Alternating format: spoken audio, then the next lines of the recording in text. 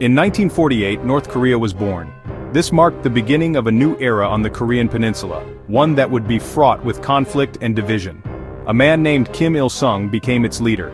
He was a communist, and his vision for North Korea was deeply influenced by his ideological beliefs. He wanted to rule all of Korea. His ambition was not just limited to the north, he sought to unify the entire peninsula under his control. This led to the Korean War in 1950. The conflict erupted as North Korea launched a surprise attack on the south.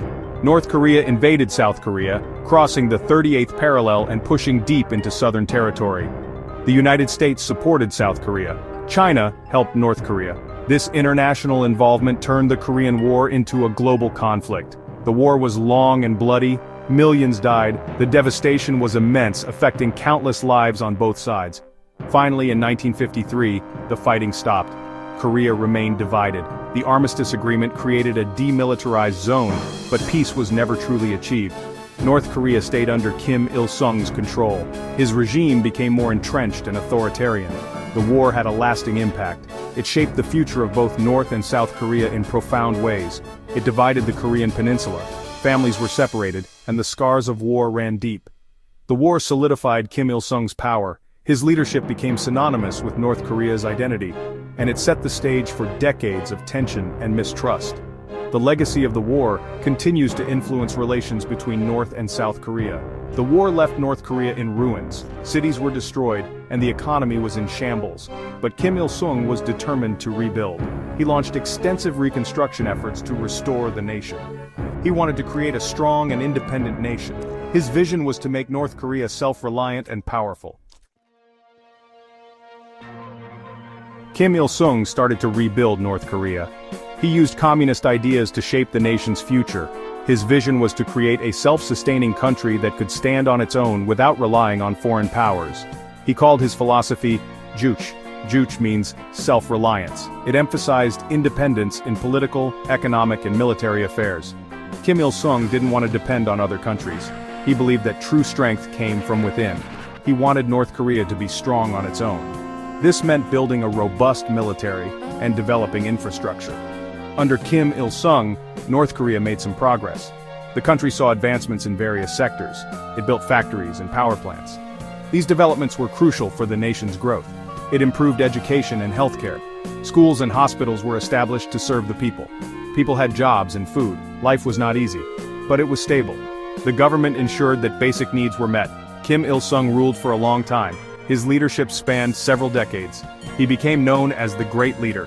His image was omnipresent in North Korean society. He created a powerful cult of personality. His pictures were everywhere. Citizens were constantly reminded of his presence. People had to praise him. Public displays of loyalty were a common sight.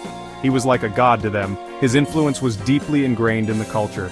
Kim Il-sung died in 1994. His death marked the end of an era. His son, Kim Jong-il, took over. The transition of power was smooth. Kim Jong-il was different from his father. He had a different style of leadership. He was quieter and more reserved. His approach to governance was more subdued, but he inherited a difficult situation. The country faced numerous challenges during his rule. Kim Jong-il faced many challenges during his rule. He inherited a country already struggling under the weight of economic sanctions and international isolation. The Soviet Union, North Korea's biggest ally, had collapsed, leaving North Korea without crucial support. This was a huge blow to North Korea's economy. The country was isolated and its industries were left in disarray, and it was struggling to feed its people. The agricultural sector was in shambles and food shortages became a dire issue. In the 1990s, a terrible famine struck North Korea, exacerbating the already critical situation. It was called the Arduous March, a period marked by extreme hardship and suffering. Millions of people died from starvation and the social fabric of the country was torn apart. The country was on the brink of collapse with its infrastructure and economy in ruins. Despite the hardship, Kim Jong-il continued his father's policies, maintaining a strict regime. He kept North Korea isolated from the rest of the world, enforcing strict border controls and limiting outside influence. He poured resources into the military, prioritizing defense over the welfare of his people. And he started developing nuclear weapons, seeing them as a crucial deterrent. Kim Jong-il believed that nuclear weapons were the only way to protect North Korea from foreign threats. He thought they would deter foreign attacks and ensure the regime's survival. He also saw them as a way to gain international recognition and respect, hoping to leverage them in diplomatic negotiations. North Korea's nuclear program would become a major source of tension with the international community, leading to further isolation and sanctions. Section 4. A New Kim, A New Era. Kim Jong-il died in 2011. His youngest son, Kim Jong-un, became the new leader. Kim Jong-un was young and inexperienced. Many people wondered what he would do. Kim Jong-un surprised the world. He was more open to change than his father and grandfather. He allowed some market reforms in the economy. He also engaged in diplomacy with South Korea and the United States. However, Kim Jong-un also continued North Korea's nuclear program. He oversaw numerous missile tests. This led to increased international sanctions and condemnation. Kim Jong-un seemed determined to make North Korea a nuclear power, no matter the cost. Section 5. The Future of North Korea. The future of North Korea is uncertain. The country faces many challenges. Its economy is weak, its people are isolated, and its nuclear program threatens regional and global security. What will happen in North Korea? Will Kim Jong-un choose a path of reform and openness? Or will he continue his father's policies of isolation and confrontation? Only time will tell. But one thing is certain. North Korea will continue to be a country of great interest and concern for the world.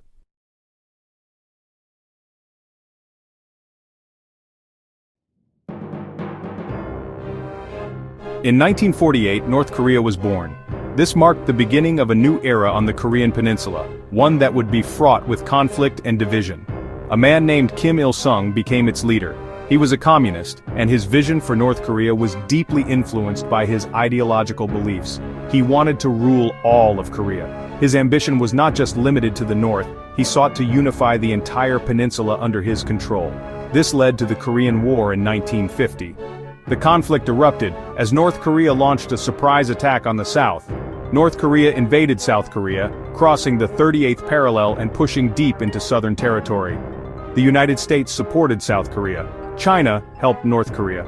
This international involvement turned the Korean War into a global conflict. The war was long and bloody, millions died, the devastation was immense, affecting countless lives.